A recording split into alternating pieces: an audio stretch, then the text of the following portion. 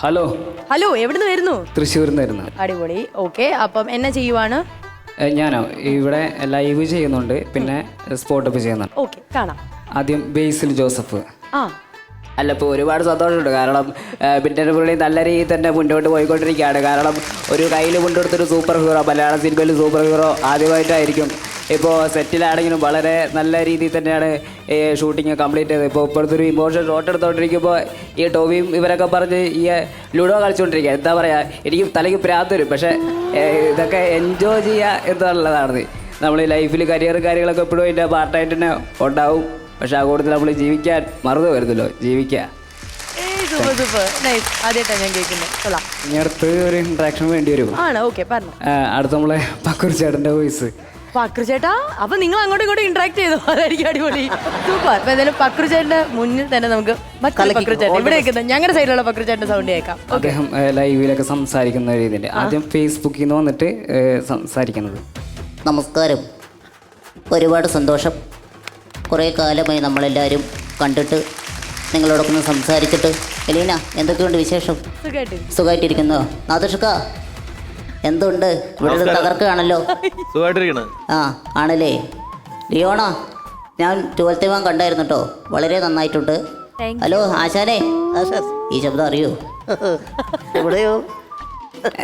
എവിടെയോ ഒരു പരിചയമുള്ള ശബ്ദം. ഇത്തിരി കൂടി ബേസ് വേണമല്ലേ? ബേസ് നീ നേരം എന്റെ ശബ്ദത്തിലേക്ക്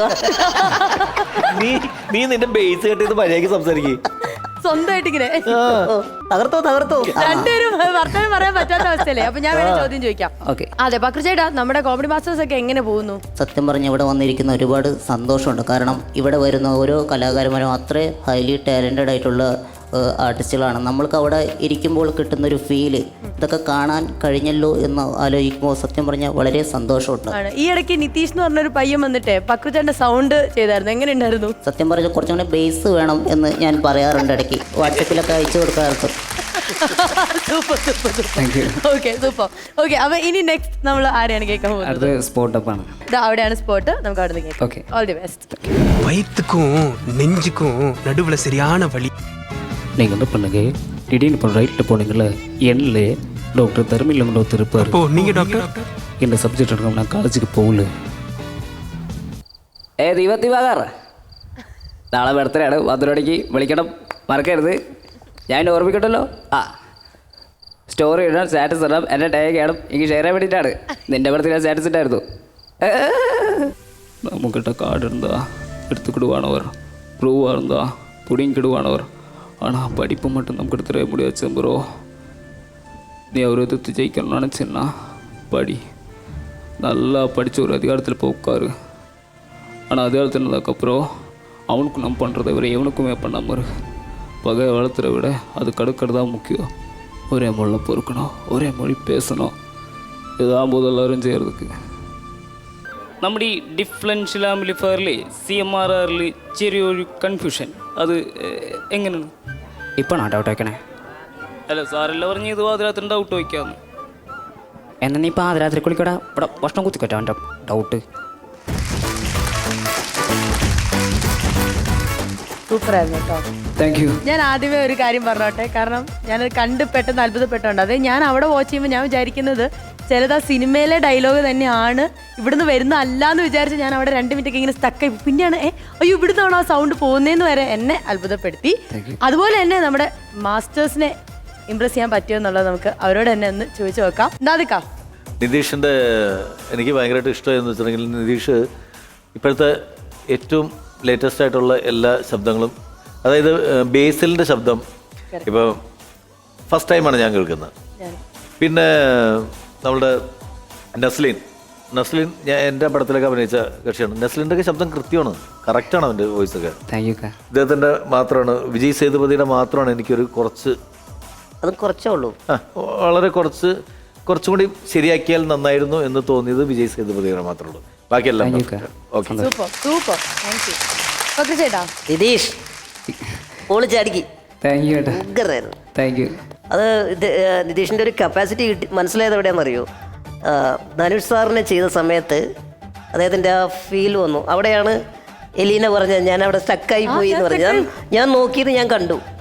പെട്ടെന്ന് തന്നെ ആ മുഖത്ത് ഞാൻ കണ്ടു എലീനയുടെ. അല്ല നീ കംപ്ലീറ്റ് എലീനെ തന്നെ അല്ല ഞാൻ നോക്കൂല, ഞാൻ നീ സ്ക്രീനിലേക്ക് നോക്കൂലല്ലോ. ഞാൻ എന്റെ 3 ഭാഗത്ത് പോകും എന്റെ കണ്ണു. ഒന്ന് എലീന, ഒന്ന് മറ്റേ ലിയോണ. കിക്കയ്ക്ക് വേണ്ടി ഞാൻ സമ്മതിച്ചു. പക്ഷെ അത് ഭയങ്കര രസമായിട്ട് തന്നെ നിതീഷ് ചെയ്തു. പിന്നെ നല്ല കോൺഫിഡൻസ് ഉള്ള ഒരു ആർട്ടിസ്റ്റാണ് നിതീഷ്. അതുകൊണ്ടാണ് എന്നെ ഇവിടെ ഇരുത്തിക്കൊണ്ട് തന്നെ ഞാനുമായിട്ട് ഇൻട്രാക്ട് ചെയ്തില്ലേ. അപ്പോൾ അങ്ങനെ എന്നെ അനുകരിക്കുന്നവർ വളരെ കുറവാണ്. കാരണം ഒന്നാമത്തെ കാര്യം 3-4 പേര് അനുകരിക്കുന്നത് ഞാൻ കണ്ടിട്ടുണ്ട്, കേട്ടിട്ടുണ്ട്. പക്ഷെ അതിൽ എനിക്ക് ഇഷ്ടപ്പെട്ട 1-2 കലാകാരന്മാരിൽ ഒരാളാണ് നിതീഷ്. നന്നായിട്ട് തന്നെ ചെയ്തിട്ടുണ്ട്. ഉത്സവപ്പറമ്പുകളിൽ അല്ലെങ്കിൽ സ്റ്റേജ് പരിപാടിക്കൊക്കെ പോകുമ്പോൾ എന്നെ അനുകരിക്കുമ്പോൾ എങ്ങനെയാണ് കൈയടി കിട്ടാറുണ്ടോ? ശരിക്കും പറഞ്ഞാൽ പക്കൂർ ചേട്ടനെ അനുകരിക്കാൻ ഓരോരുത്തർ പറയും അല്ലേ? കേട്ടോ, ഓഡിയൻസ് ആവശ്യപ്പെടുന്നു. മാർക്കറ്റ് ഉണ്ട്. ഓക്കെ, അവനെ അനുകരിക്കൂ. വേറെ കാര്യമുണ്ട്, നീ ഒരു കാര്യം മനസ്സിലാക്കുക, മാർക്കറ്റിൽ മാത്രം നിനക്ക് മാർക്കറ്റ്. ശരി, ഓക്കെ. ഇനി നമുക്ക് അടിപൊളി. ഓക്കെ, താങ്ക് യു പക്രു ചേട്ടാ. ലിയോനെ അടുത്ത് ചോദിച്ചു നോക്കാം. എനിക്ക് ഭയങ്കര ഇഷ്ടപ്പെട്ടു. ലൈക്ക് നസ്ലിൻ ആൻഡ് ബേസിൽ, ഇവരൊന്നും ഞാൻ കേട്ടിട്ടേ ഇല്ല ആരും മിമിക്രി ചെയ്യുന്നത്. അങ്ങനെ ഐ ഹാവൻ സീൻ. സോ ഭയങ്കര രസമുണ്ടായിരുന്നു. പ്രൗഡ് തൃശ്ശൂർക്കാരി. അപ്പം ഓൾ ദി വെരി ബെസ്റ്റ്. ഇതൊക്കെ പറഞ്ഞ് ഞാൻ പറഞ്ഞു വിടില്ല. ഇത്രയൊക്കെ അപ്രീസിയേഷൻ അവിടുന്ന് കിട്ടിയുണ്ട്. ഒരു ചെറിയ തിരുമറി ഏറ്റെടുക്കാൻ റെഡിയാണോ നിതീഷ്? പിന്നല്ല. അയ്യോടാ പാവം. ശരി, അപ്പൊ നമുക്ക് എന്നാലും ഡയലോഗ് കേൾക്കാം. എന്നിട്ട് ഞാൻ പറയാം ആരുടെ വോയിസിലാണ് എടുക്കണ്ടേനെ. Can we have the dialogue please? നിർത്തണം ഏരപ്പാളികളെ. നിന്റെയൊക്കെ ശബ്ദം പൊങ്ങിയാൽ രോമത്തിന് കൊള്ളുകലെന്റെ നന്ദഗോപാൽമാരാർക്ക് വിലയിടാൻ അങ്ങ് തലസ്ഥാനത്ത് ദില്ലിയിലും ഒരുപാട് ക്ണാപ്പന്മാർ ശ്രമിച്ചു നോക്കിയതാ. ശരി, ഇതിപ്പോ ആരുടെ വോയിസിലാണ് നമുക്കിപ്പോ ചെയ്യാൻ പറ്റുക? കൊച്ചു പ്രേമൻ ചേട്ടന്റെ വോയിസ് ആണെങ്കിലോ? ഓക്കെ, കൊച്ചു പ്രേമൻ ചേട്ടന്റെ വോയിസിൽ ട്രൈ ചെയ്ത് നോക്കാം. ട്രൈ ചെയ്യാം. ഓക്കെ, യാ. നിർത്തടാ എഴപ്പാളികളെ. നന്ദഗോപാലന്മാരുടെ വിലയിടാൻ ഡൽഹിയിൽ ഒരുപാട് കലാപ്പന്മാർ ശ്രമിച്ചതാ. നാസിക്കിലെ റിസർവ് ബാങ്കിന്റെ നോട്ടടിക്കേണ്ട പ്രശ്നമുണ്ടല്ലോ. എന്തുവേണ്ട അത്? ആ കമ്മട്ടം അതെടുത്ത് തുലാഭാരം തൂക്കിയാലും മാരാരിരിക്കുന്ന തട്ട് താഴെ തന്നെ ഇരിക്കും. മക്കളെ, രാജസ്ഥാൻ മരുഭൂമിയിലേക്ക് മണല് കയറ്റി വിടില്ലേ? സൂപ്പർ സൂപ്പർ സൂപ്പർ, അടിപൊളി.